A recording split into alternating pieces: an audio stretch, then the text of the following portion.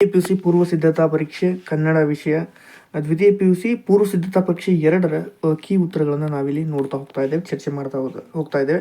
ರಾವಣನು ಪ್ರಮದವನಕ್ಕೆ ಹೇಗೆ ಬಂದನು? ಅರಲಂಬುಗಳಿಲ್ಲದ ಕಾಮನಂತೆ. ಹಗೆಯನ್ನ ಏನೆಂದು ಉಪೇಕ್ಷಿಸಬಾರದು ಅಂತಂದ್ರೆ ಅದು ಬಾಲಕನೆಂದು. ಅದಾದ ನಂತರ ದುರ್ಜನರ ಇಂಥ ಮಾತಿಗೆ ಕೊನೆ ಇಲ್ಲ. ಯಾವ ಮಾತಿಗೆ? ಭಿನ್ನಾಣದ ಮಾತಿಗೆ. ಮುಂದೆ ನೋಡೋದಾದ್ರೆ ಈ ಒಂದು ಆನ್ಸರ್ಗೆ 3 ಮತ್ತು 4 ಸರಿ ಅಂತಂದರೆ ಇಲ್ಲಿ ಕೊಟ್ಟಿದ್ದೀನಿ. ಈಗರ್ಜಿ ಮಸ್ಜಿದ್ ದೇವಸ್ಥಾನ, ಕೋರ್ಟು ಕಾರ್ಖಾನೆ, ಬಂದಿಖಾನೆಯಲ್ಲಿ ಜೀಸಸ್ ಇದ್ದಾರೆ ಅಂತ. ಅದಾದ ನಂತರ ಚಿತ್ತವನ್ನು ಹತ್ತಿ ಬೀಜಕ್ಕೆ ಗೇಯುವುದನ್ನು 4 ದಿನ ತಡ ಮಾಡಿದರೆ ಕುಳ ನೆಲದಲ್ಲಿ ನಾಟುವುದಿಲ್ಲ. ಈ ಒಂದು ಪ್ರಶ್ನೆಗೆ ಇಲ್ಲಿ AR ಕೃಷ್ಣಶಾಸ್ತ್ರಿಗಳು ಅಂತ ಬರುತ್ತೆ. ಅದಾದ ನಂತರ ಕೃಷ್ಣೇಗೌಡರ ಆನೆ ಗೋಳೂರು ಮರದಲ್ಲಿತ್ತು. ಟೆಲಿಫೋನ್ ಕಂಬದ ಮೇಲೆ ಮೃತನಾದ ಲೈನ್ಮನ್ ತಿಪ್ಪಣ್ಣ. 10ನೇ ಒಂದು ಆನ್ಸರ್ ಟೆಲಿಫೋನ್ನವರು, ಕರೆಂಟ್ನವರು, ಪೋಸ್ಟಲ್ನವರು ನಂಬರ್ 1 ಎನಿಮಿಗಳಂತಂದರೆ. ಅದಾದ ನಂತರ ಅದೃಷ್ಟದ ಪ್ರಶ್ನೆ ಬಂದಾಗ ಲೇಖಕಿಗೆ ನೆನಪಾಗುವವರು ಸೀತಾ. ನೆಕ್ಸ್ಟ್, ದಣಿಗಳ ತೋಟದ ಪಕ್ಕದಲ್ಲಿ ಹರಿಯುತ್ತಿದ್ದ ಹೊಳೆ ಶಾಂಭವಿ ಹೊಳೆ. ಅಗತ್ಯದ ಮಾಹಿತಿಗಳನ್ನು ಕ್ರೋಢೀಕರಿಸುವ ಎಲೆಕ್ಟ್ರಾನಿಕ್ ಸಾಧನ ಅಂತಂದರೆ ಅದು ಚಿಪ್. ವಸುದಿಗೆ ಒಡೆ ನೆನೆಸಿದನು ರಾಮ, ಅಥವಾ ಪ್ರಶ್ನೆ ಇನ್ನೊಂದು ಥರ ಕೇಳಿದರೆ ಶ್ರೀರಾಮಚಂದ್ರ ಅಂತ ಉತ್ತರವನ್ನು ಕೊಟ್ಟಿರ್ತಾರೆ ಅವರು. ಹಳ್ಳಿ ಹೋಟೆಲ್ಗಳಲ್ಲಿ ಸಿನಿಮಾ ದೇವತೆಗಳ ದರ್ಶನವಾಗುತ್ತದೆ.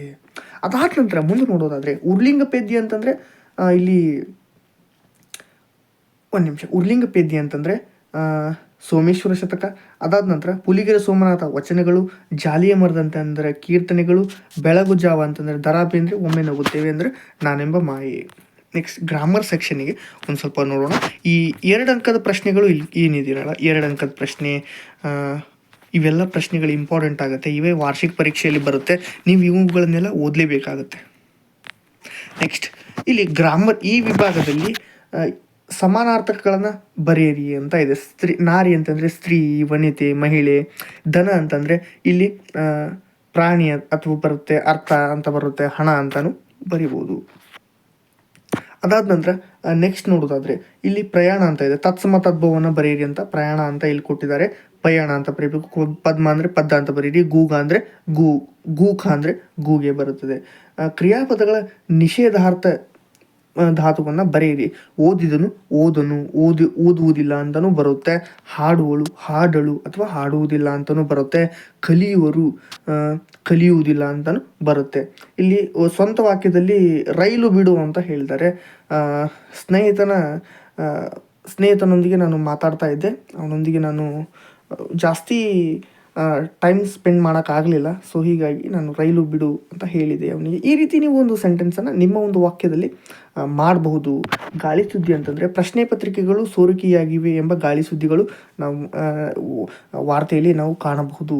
ತಲೆದೂಗು ಅಂದ ತಕ್ಷಣ ನೀವೊಂದು ನಾನು ಗುರುಗಳಿಗೆ ತಲೆದೂಗುತ್ತೇನೆ ಅಂತ ಈ ರೀತಿ ಸೆಂಟೆನ್ಸನ್ನು ನೀವು ಕ್ರಿಯೇಟ್ ಮಾಡ್ಕೋಬಹುದು. ಇಲ್ಲಿ ವಿಭಕ್ತಿಗಳನ್ನು ಹೆಸರಿಸಿ ಅಂತ ಇದೆ. ಇಲ್ಲಿ ಗುರುವಿಗೆ ಅಂತಂದರೆ ಚತುರ್ಥಿ ಬರುತ್ತೆ. ಗುಡಿಸಿಲಿನಿಂದ ಅಂದರೆ ತೃತೀಯ. ಬೆಳ್ಳುಡಿಗಳು ಅಂತಂದರೆ ಸಪ್ತಮಿ. ಅನ್ಯ ದೇಶೀಯ ಪದಗಳನ್ನು ಬರೆಯಿರಿ ಅಂತಂದರೆ ಬಂದೂಕು, ಟ್ಯಾಂಕು, ರೈಫಲ್ಲು. ಅದಾದ ನಂತರ ಇನ್ನೊಂದು ರೈಲು ಬಿಡು, ಗಾಳಿ ಸುದ್ದಿ, ತಲೆದೂಗು. ಇದನ್ನು ನಾನು ಡಿಸ್ಕ್ರಿಪ್ಷನಲ್ಲಿ ಒಂದು ಸೆಂಟೆನ್ಸ್ ಮಾಡಿ ಬರೆದು ಹಾಕಿರ್ತೇನೆ. ನೀವು ಒಂದ್ಸಲ ಅಥವಾ ಕಮೆಂಟಲ್ಲಿ ಬರೆದು ಹಾಕಿರ್ತೇನೆ, ನೀವು ಒಂದ್ಸಲ ಅದನ್ನು ನೋಡಬೇಕು. ಇದಿಷ್ಟು ಈ ಒಂದು ವಿಡಿಯೋದಲ್ಲಿ. ಮತ್ತೆ ಮುಂದಿನ ಒಂದು ವಿಡಿಯೋದಲ್ಲಿ ಸಿಗ್ತದೆ. ಧನ್ಯವಾದ ಸ್ನೇಹಿತರೆ.